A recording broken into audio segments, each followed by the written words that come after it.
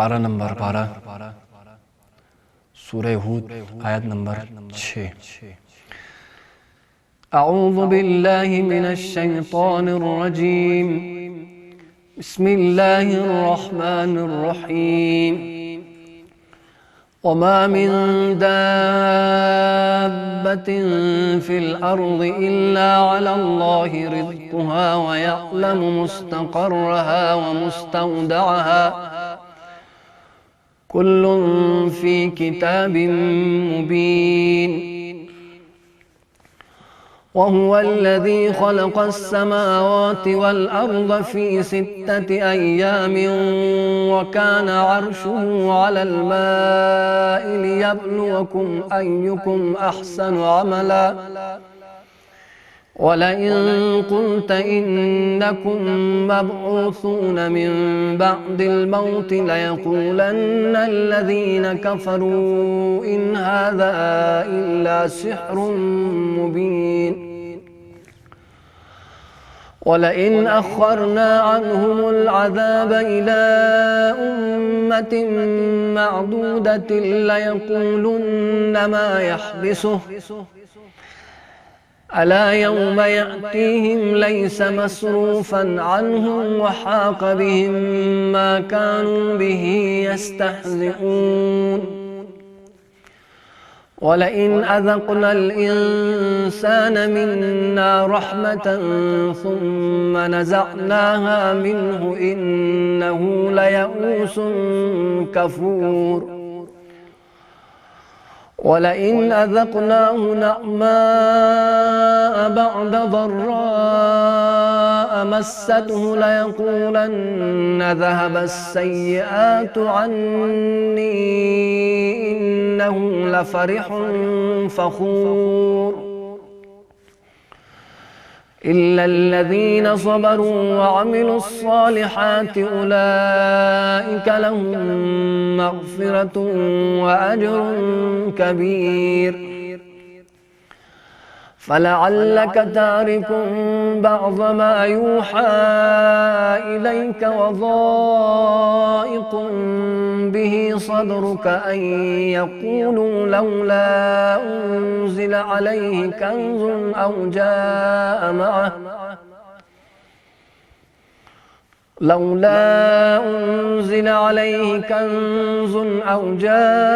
معه ملك إنما أنت نذير والله على كل شيء وكيل.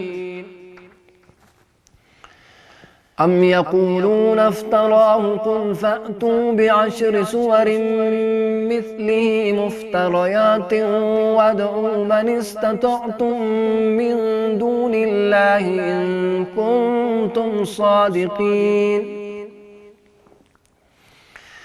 فإن لم يستجيبوا لكم فاعلموا أنما أنزل بعلم الله وأن لا إله إلا هو فهل أنتم مسلمون. من كان يريد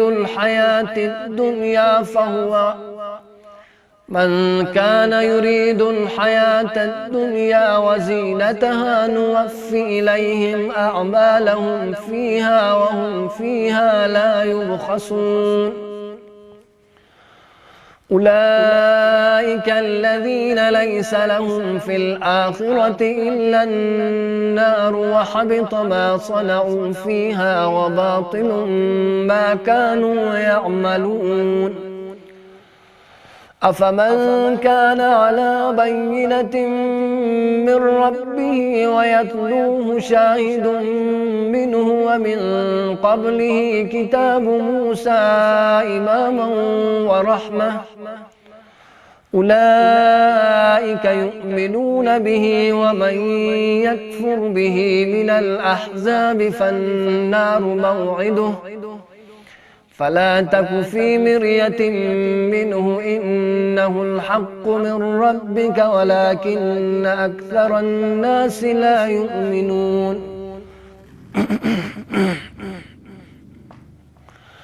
ومن أظلم ممن افترى على الله كذبا أولئك يعرضون على ربهم ويقول الأشهاد هؤلاء الذين كذبوا على ربهم ألا لعنة الله على الظالمين الذين يصدون عن سبيل الله ويبغونها عوجا وهم بالآخرة هم كافرون أولئك لم يكونوا معجزين في الأرض وما كان لهم من دون الله من أولياء يضاعف لهم العذاب ما كانوا يستطيعون السمع وما كانوا يبصرون أولئك الذين خسروا أنفسهم وضل عنهم ما كانوا يفترون لا جرم أنهم في الآخرة هم الأخسرون إن الذين آمنوا وعملوا الصالحات وأخبتوا إلى ربهم أولئك أصحاب الجنة هم فيها خالدون مثل الفريقين كالأعمى والأصم والبصير والسميع هل يستويان مثلا أفلا تذكرون ولقد أرسلنا نوحا إلى قومه إني لكم نذير مبين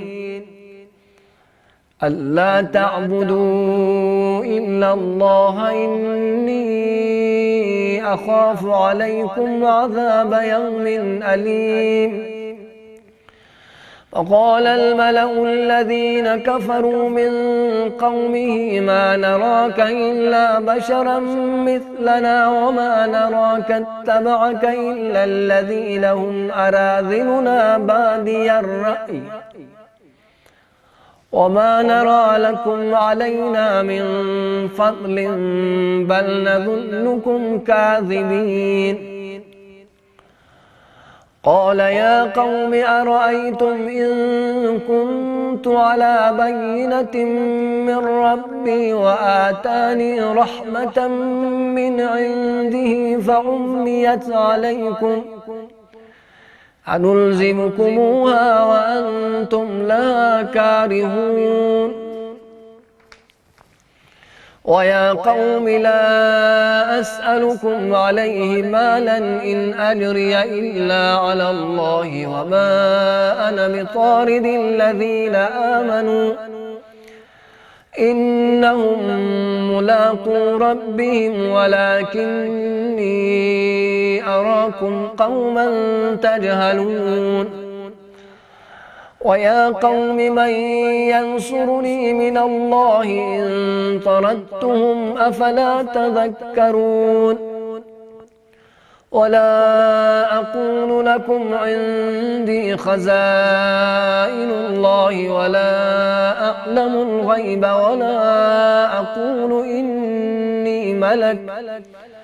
ولا أقول إني ملك ولا أقول للذين تزدري أعينكم لن يؤتيهم الله خيرا الله أعلم بما في أنفسهم إني إذا لمن الظالمين قالوا يا نوح قد جادلتنا فأكثرت جدالنا فأتنا بما تعدنا إن كنت من الصادقين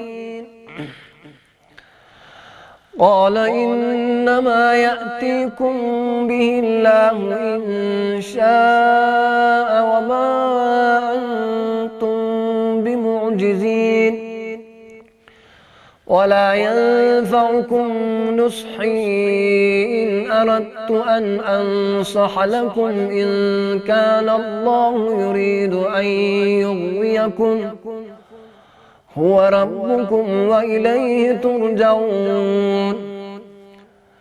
أم يقولون افتراه قل إن افتريته فعلي إجرامي وأنا بريء مما تجرمون.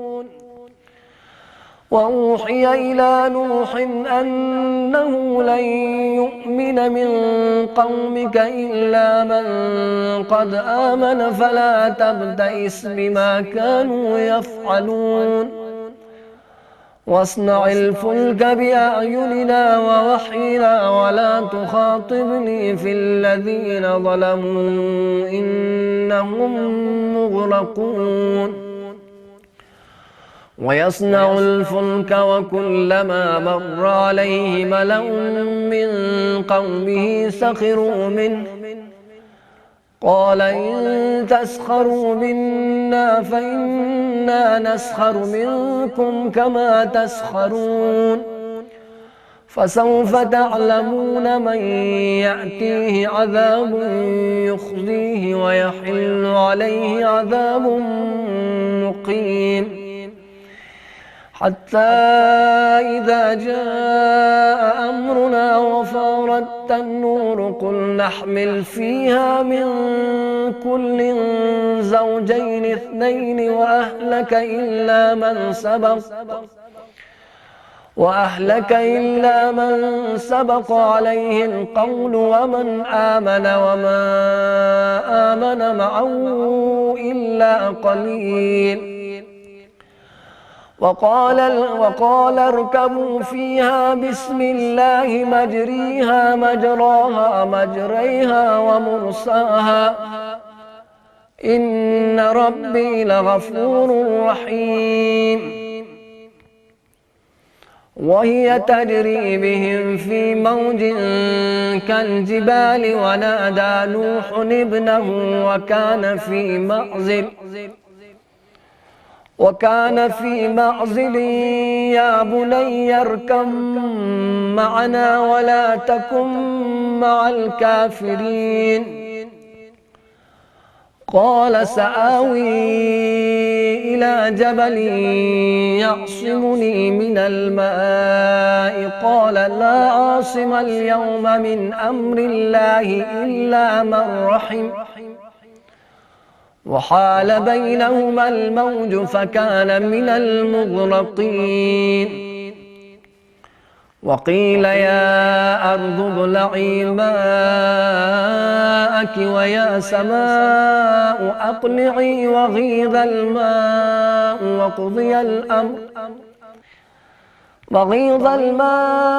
وقضي الأمر واستوت على الجودي وقيل بعدا للقوم الظالمين. ونادى نوح ربه فقال رب إن ابني من أهلي وإن وعدك الحق وأنت أحكم الحاكمين. قال يا نوح إنه ليس من أهلك إنه عمل غير صالح فلا تسألني ما ليس لك به علم إني أعظك أن تكون من الجاهلين. قال رب إني أعوذ بك أن أسألك ما ليس لي به علم وإلا تغفر لي وترحمني أكن من الخاسرين. قيل يا نوح اهبط بسلام منا وبركات عليك وعلى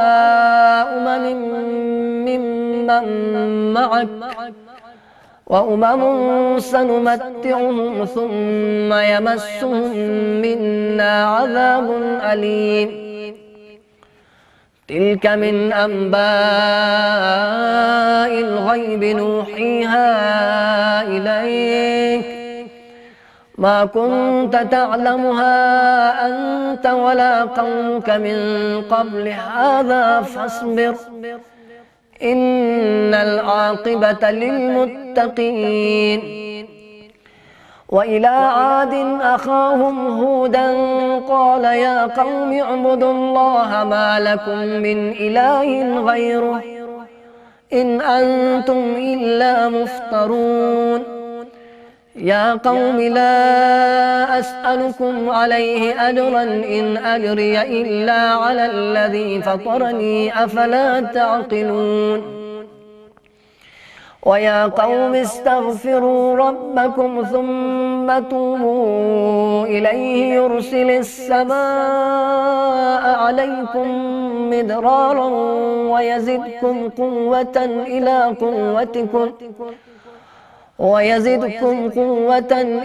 قوتكم ولا تتولوا مجرمين قالوا يا هود ما جئتنا ببينة وما نحن بتاركي آلهتنا عن قولك وما نحن لك بمؤمنين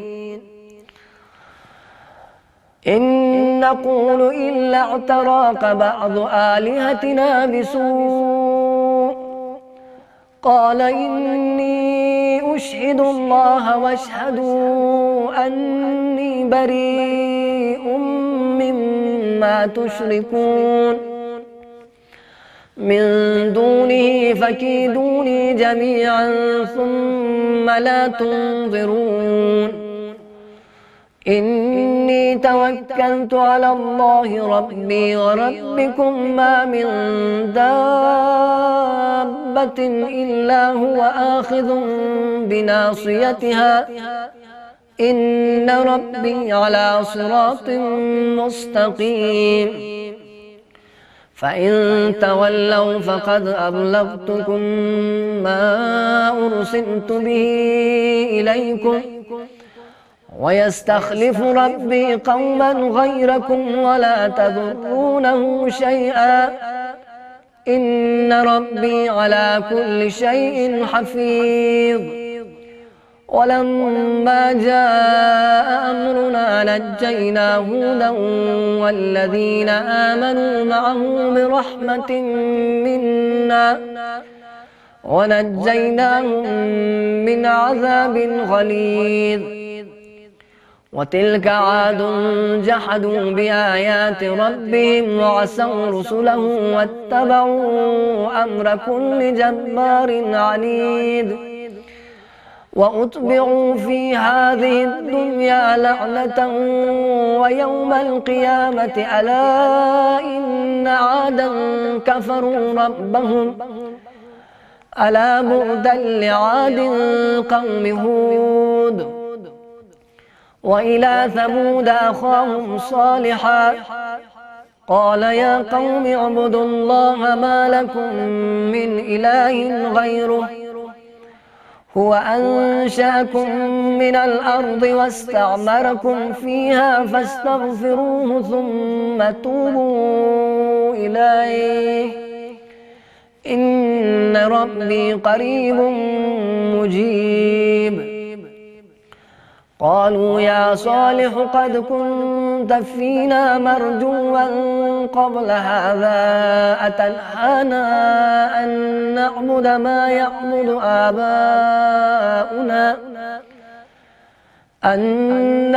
ما يعبد آباؤنا وإننا لفي شك مما تدعونا إليه مريب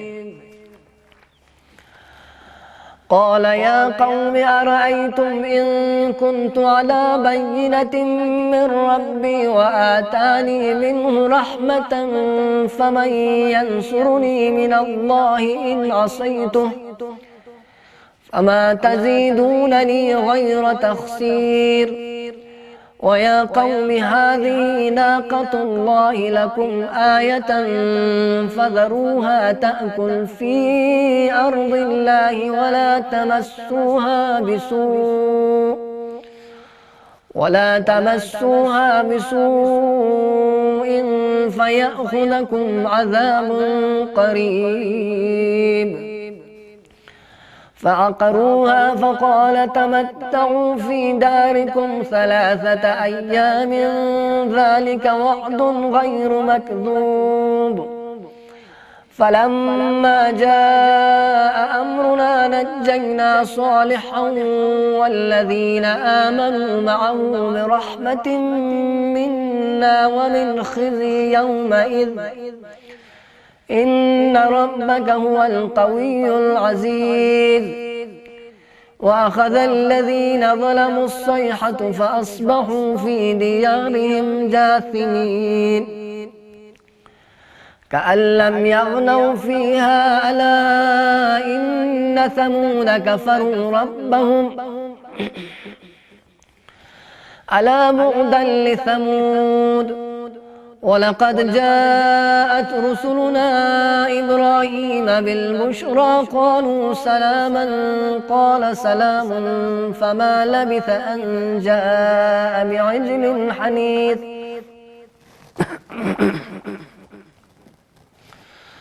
فلما رأى أيديهم لا تصل إليه نكرهم وأوجس منهم خيفة قالوا لا تخف إنا أرسلنا إلى قوم لوط وامرأته قائمة فضحكت فبشرناها بإسحاق ومن وراء إسحاق يعقوب قالت يا ويلتى أألد وأنا عجوز وهذا بعلي شيخا إن هذا لشيء عجيب. قالوا أتعجبين من أمر الله رحمة الله وبركاته عليكم أهل البيت إنه حميد مجيد. فلما ذهب عن إبراهيم الروع وجاءته البشرى يجادلنا في قوم لوط إن إبراهيم لحليم أواه منيب. يا إبراهيم أعرض عن هذا إنه قد جاء أمر ربك وإنهم آتيهم عذاب غير مردود. ولما جاءت رسلنا لوطا سيء بهم وضاق بهم ذرعا وقال هذا يوم عصيب. وجاءه قومه يهرعون إليه ومن قبل كانوا يعملون السيئات قال يا قوم هؤلاء بناتي هن أطهر لكم فاتقوا الله ولا تخزون في ضيفي أليس منكم رجل رشيد. قالوا لقد علمت ما لنا في بناتك من حق وإنك لتعلم ما نريد. قال لو أن لي بكم قوة أو آوي إلى ركن شديد. قالوا يا لوط إنا رسل ربك لن يصلوا إليك فأسر بأهلك بقطع من الليل ولا يلتفت منكم أحد إلا امرأتك إنه مصيبها ما أصابهم إن موعدهم الصبح أليس الصبح بقريب. فلما جاء أمرنا جعلنا عاليها سافلها وأمطرنا عليها حجارة من سجيل منضود مسومة عند ربك وما هي من الظالمين ببعيد.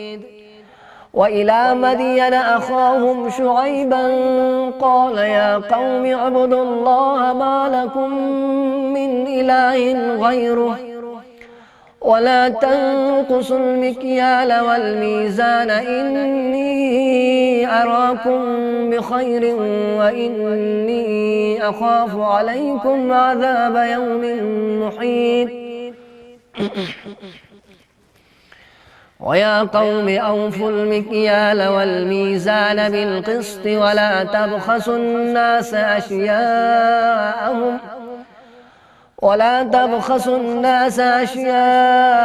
ولا تعثوا في الأرض مفسدين. بقية الله خير لكم إن كنتم مؤمنين وما أنا عليكم بحفيظ. قالوا يا شعيب أصلاتك تأمرك أن نترك ما يعبد آباؤنا أصلاتك تأمرك أن نترك ما يعبد آباؤنا أو أن نفعل في أموالنا ما نشاء إنك لأنت الحليم الرشيد. قال يا قوم أرأيتم إن كنت على بينة من ربي ورزقني منه رزقا حسنا وما أريد أن أخالفكم إلى ما أنهاكم عنه إن أريد إلا الإصلاح ما استطعت وما توفيقي إلا بالله عليه توكلت وإليه أنيب. ويا قوم لا يجرمنكم شقاقي أن يصيبكم مثل ما أصاب قوم نوح أو قوم هود أو قوم صالح وما قوم لوط منكم ببعيد. واستغفروا ربكم ثم توبوا إليه إن ربي رحيم ودود. قالوا يا شعيب ما نفقه كثيرا مما تقول وإنا لنراك فينا ضعيفا ولولا رهتك لرجمناك وما أنت علينا بعزيز. قال يا قوم أرهطي أعز عليكم من الله واتخذتموه وراءكم ظهريا إن ربي بما تعملون محيط. ويا قوم اعملوا على مكانتكم إني عامل سوف تعلمون من يأتيه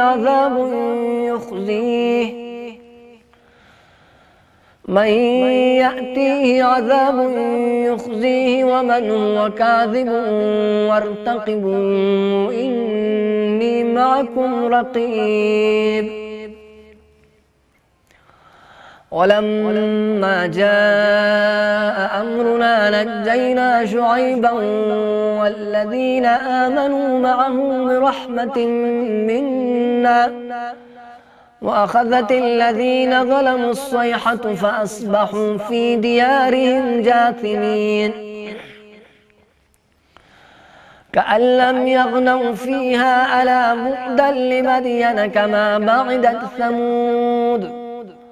ولقد أرسلنا موسى بآياتنا وسلطان مبين إلى فرعون وملئه فاتبعوا أمر فرعون وما أمر فرعون برشيد. يقدم قومه يوم القيامة فأوردهم النار وبئس الورد المورود. وأتبعوا في هذه لعنة ويوم القيامة بئس الرفد المرفود.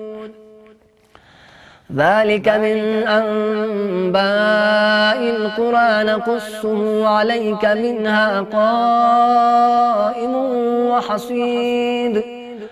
وما ظلمناهم ولكن ظلموا أنفسهم فما أغنت عنهم آلهتهم التي يدعون من دون الله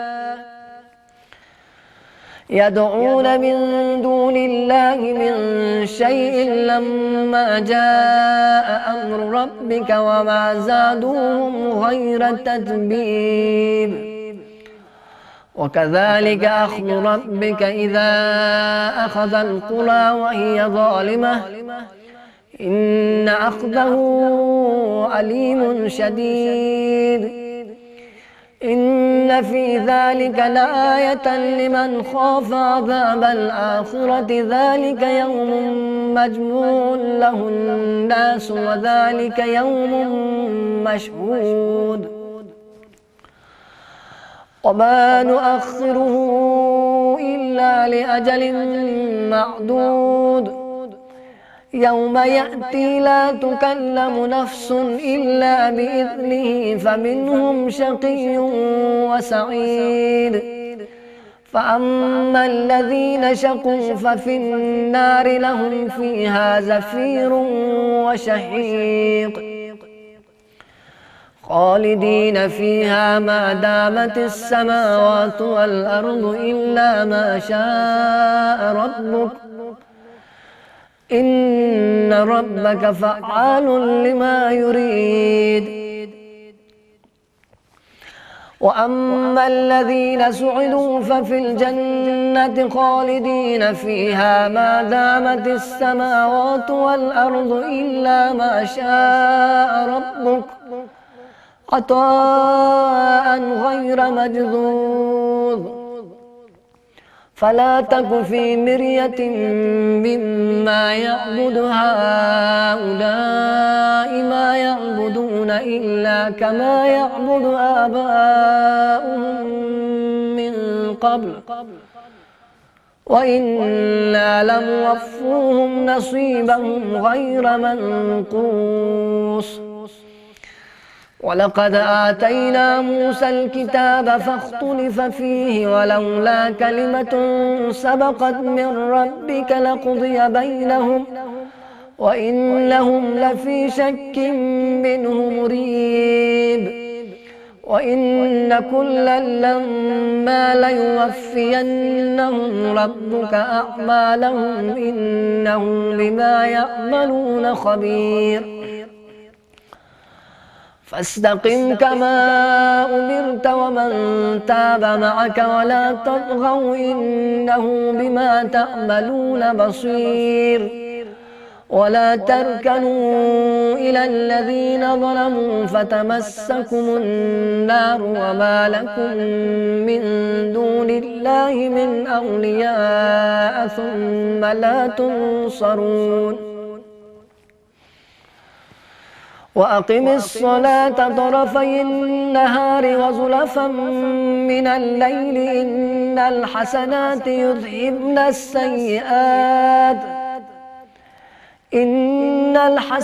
يذهبن السيئات ذلك ذكرى للذاكرين. واصبر فإن الله لا يضيع أجر المحسنين. فلولا كان من القرون من قبلكم أولو بقية ينهون عن الفساد في الأرض إلا قليلا ممن أنجينا منهم واتبع الذين ظلموا ما أترفوا فيه وكانوا مجرمين. وما كان ربك ليهلك القرى بظلم وأهلها مصلحون. ولو شاء ربك لجعل الناس أمة واحدة ولا يزالون مختلفين إلا من رحم ربك ولذلك خلقهم وتمت كلمة ربك لأملأن جهنم من الجنة والناس أجمعين. وكلا نقص عليك من أنباء الرسل ما نثبت به فؤادك وجاءك في هذه الحق وموعظة وذكرى للمؤمنين. وقل للذين لا يؤمنون اعملوا على مكانتكم إنا عاملون وانتظروا إنا منتظرون ولله غيب السماوات والأرض وإليه يرجع الأمر كله فاعبده وتوكل عليه وما ربك بغافل عما تعملون. سورة يوسف. بسم الله الرحمن الرحيم. ألف لام را تلك آيات الكتاب المبين إنا أنزلناه قرآنا عربيا لعلكم تعقلون. نحن نقص عليك أحسن القصص بما أوحينا إليك هذا القرآن وإن كنت من قبله لمن الغافلين. إذ قال يوسف لأبيه يا أبت إني رأيت 11 كوكبا والشمس والقمر رأيتهم لي ساجدين. قال يا بني لا تقصص رؤياك على إخوتك فيكيدوا لك كيدا إن الشيطان للإنسان عدو مبين. وكذلك يجتبيك ربك ويعلمك من تأويل الأحاديث ويتم نعمته عليك وعلى آل يعقوب كما أتمها على أبويك من قبل إبراهيم وإسحاق إن ربك عليم حكيم. لقد كان في يوسف وإخوته آيات للسائلين إذ قالوا ليوسف وأخوه أحب إلى أبينا منا ونحن عصبة إن أبانا لفي ضلال مبين. اقتلوا يوسف أو اطرحوه أرضا يخل لكم وجه أبيكم وتكونوا من بعده قوما صالحين. قال قائل منهم لا تقتلوا يوسف وألقوه في غيابة الجب يلتقطه بعض السيارة إن كنتم فاعلين. قالوا يا أبانا ما لك لا تأمنا على يوسف وإنا له لناصحون. أرسله معنا غدا يرتع ويلعب وإنا له لحافظون. قال إني ليحزنني أن تذهبوا به وأخاف أن يأكله الذئب وأنتم عنه غافلون. قالوا لئن أكله الذئب ونحن عصبة إنا إذا لخاسرون. فلما ذهبوا به وأجمعوا أن يجعلوه في غيابة الجب وأوحينا إليه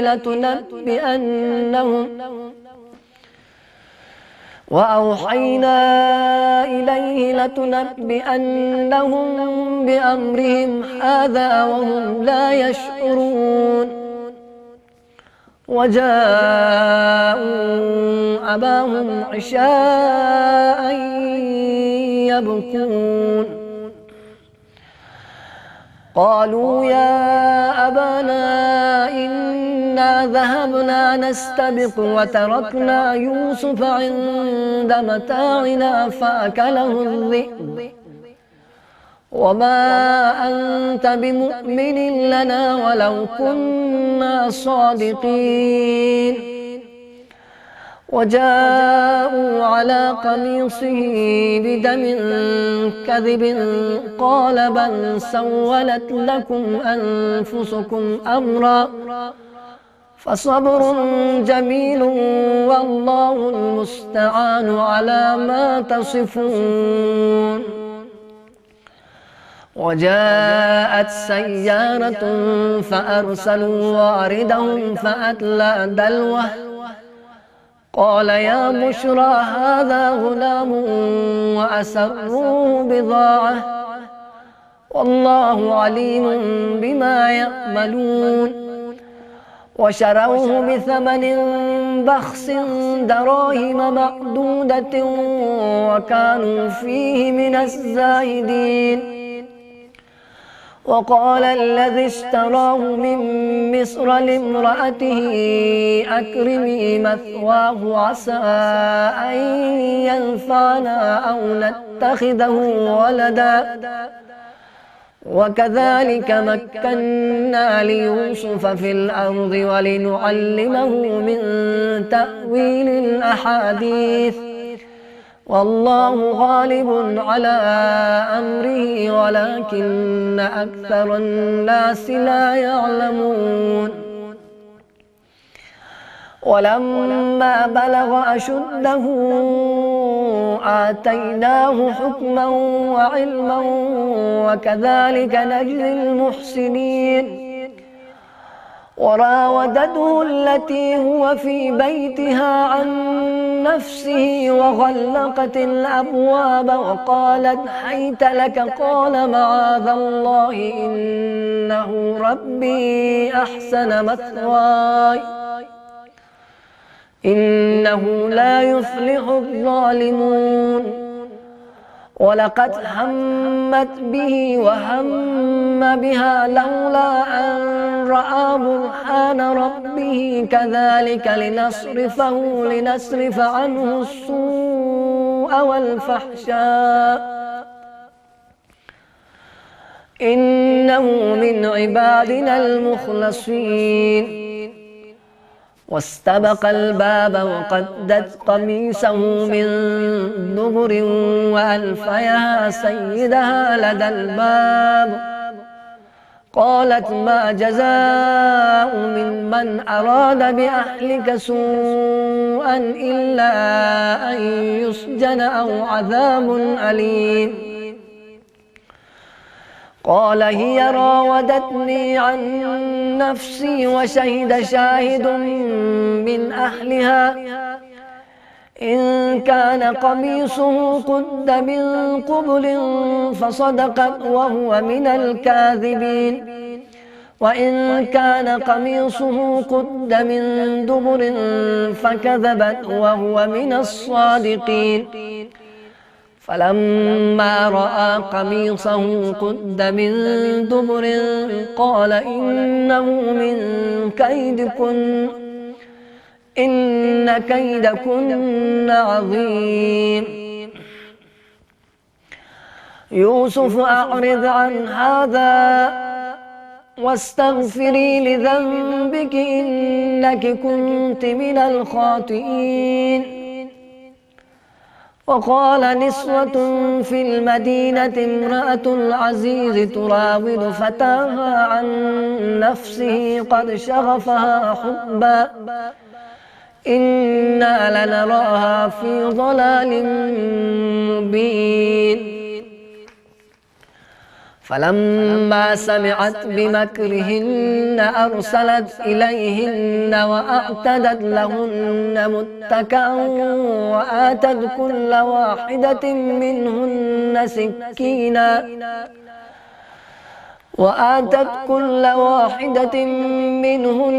سكينا وقالت اخرج عليهن فلما رأينه أكبرنه وقطعن أيديهن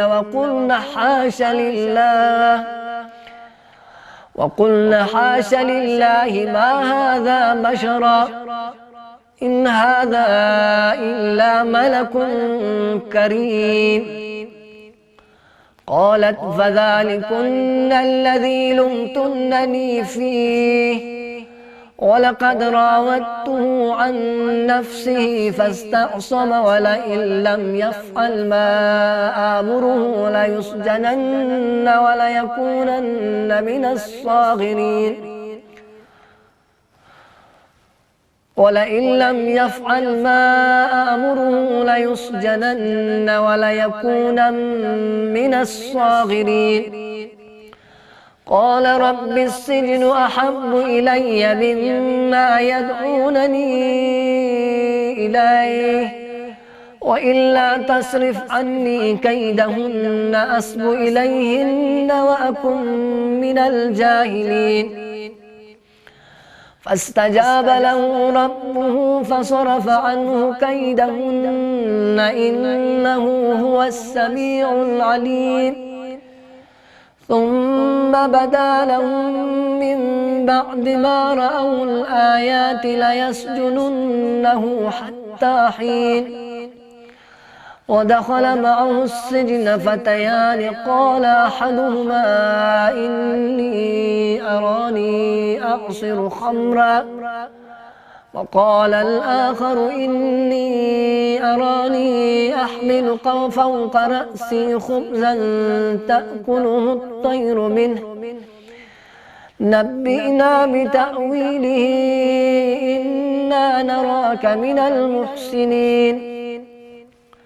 قال لا يأتيكما طعام ترزقانه إلا نبأتكما بتأويله قبل أن يأتيكما ذلكما مما علمني ربي إني تركت ملة قوم لا يؤمنون بالله وهم بالآخرة هم كافرون. واتبعت ملة آبائي إبراهيم وإسحاق ويعقوب ما كان لنا أن نشرك بالله من شيء ذلك من فضل الله علينا وعلى الناس ولكن أكثر الناس لا يشكرون. يا صاحبي السجن أأرباب متفرقون خير أم الله الواحد القهار ما تعبدون من دونه إلا أسماء سميتموها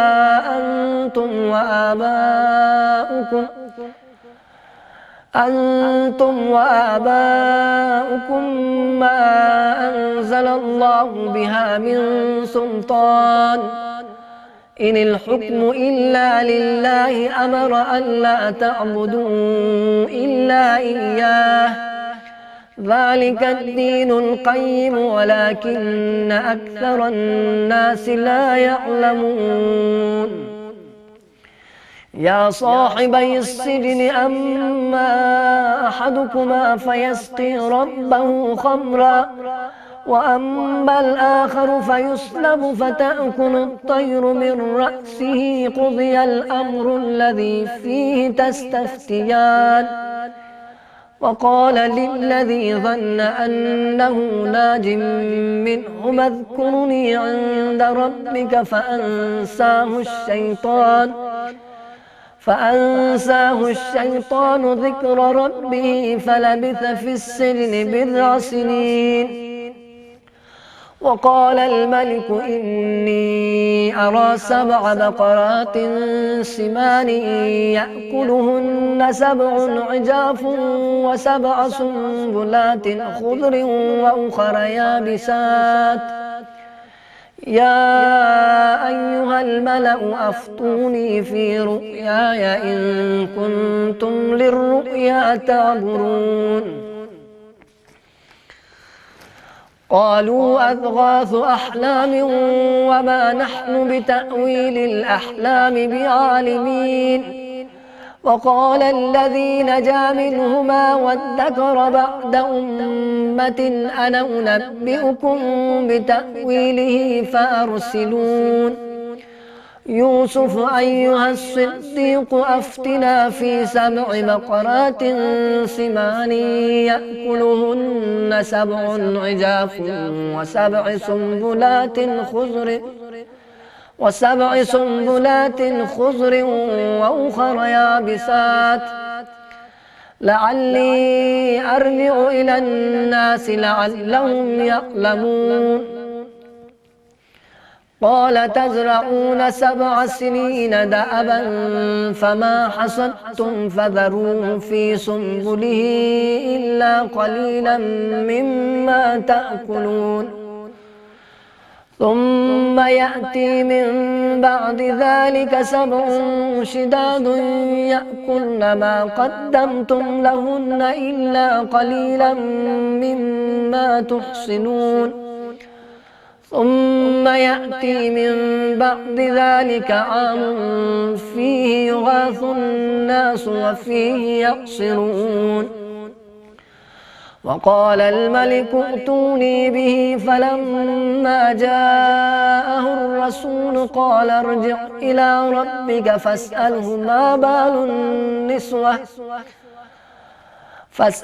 ما بال النسوة اللاتي قطعن أيديهن إن ربي بكيدهن عليم قال ما خطبكن إذ راوتن يوسف عن نفسه قلن حاش لله ما علمنا عليه من سوء قالت امرأة العزيز الآن حصحص الحق أنا راودته عن نفسه وإنه لمن الصادقين ذلك ليعلم أني لم أخنه بالغيب وأن الله لا يهدي كيد الخائنين صدق الله العلي العظيم.